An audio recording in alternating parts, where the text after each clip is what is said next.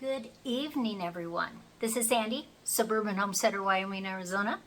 And did you ever make pie, but really wish you had them in single servings? Well, why not make pie in a jar? That's what we're going to do today. We're actually going to make lemon meringue pie, and it's actually going to go into jelly jars. So let's go over, mix it all up, cook it, bake it, and there you'll have it. Lemon meringue pie in a jar. Don't forget to like, subscribe, share with the world, because you never know who wants to make lemon meringue pie in a jar.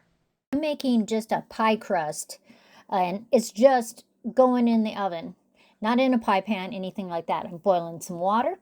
Things I need a cup of sugar, 3 tablespoons of cornstarch, 4 eggs, just the yolks, 4 tablespoons of lemon juice, some lemon zest from that lemon also, a dash of salt. Now I also will need a little bit of butter, about 2 tablespoons, but we won't use that right away.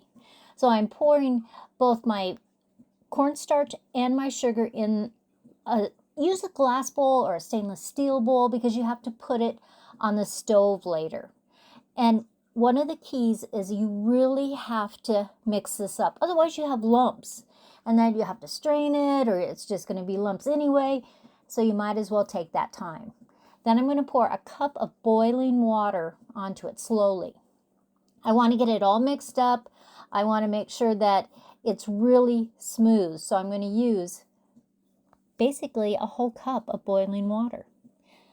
I heated it up in my teapot, and I'm just going to pour that all in there. Now, one of the things about lemon meringue pie is you want the consistency very smooth.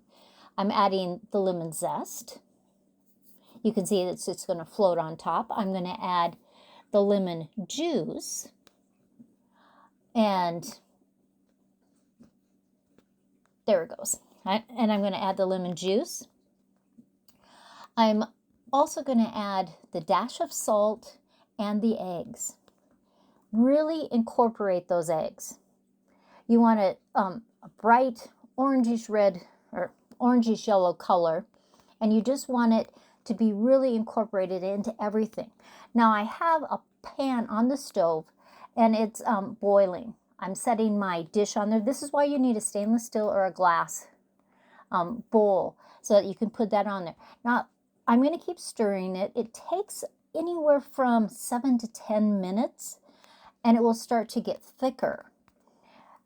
And you want to use your whisk and really stir it so that it doesn't get lumpy. So it's starting to get a little thicker. That's what we're wanting. And about 8.5 minutes, there it is. Then I'm going to add my butter onto it, not before. So I'm just going to mix that all in there, incorporate it. Now, if you took it off the stove and there was lumps, you could just send it through a sieve. I'm going to take that pie crust that came out of the oven, and I'm going to crump it all up. Just smash it.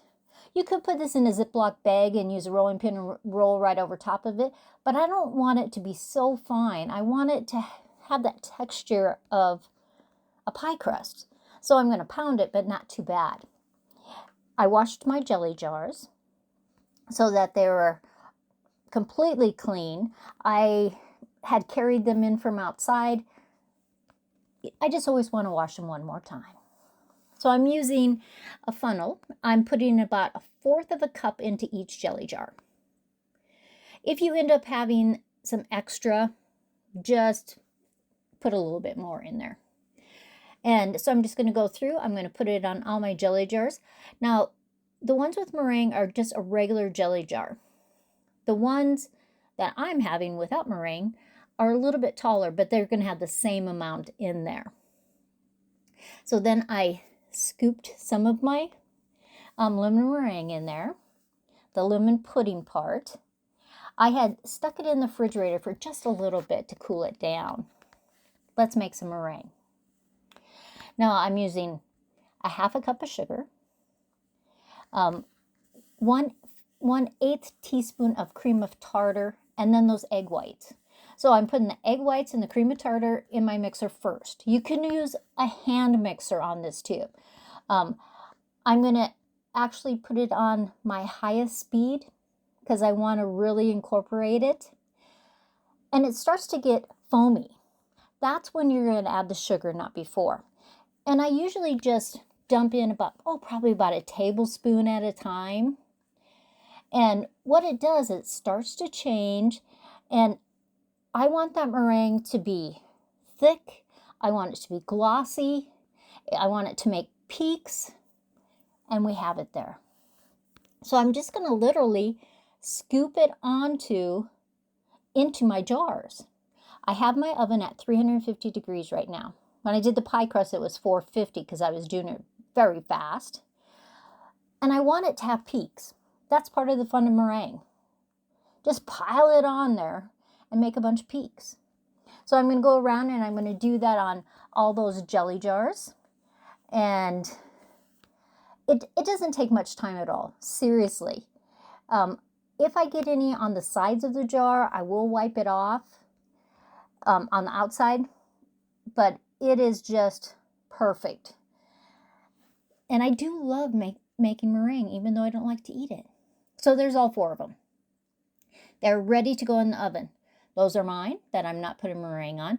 I have some extra meringue. What do you do with it? Put an airtight container. Put it in your refrigerator. It'll last a week.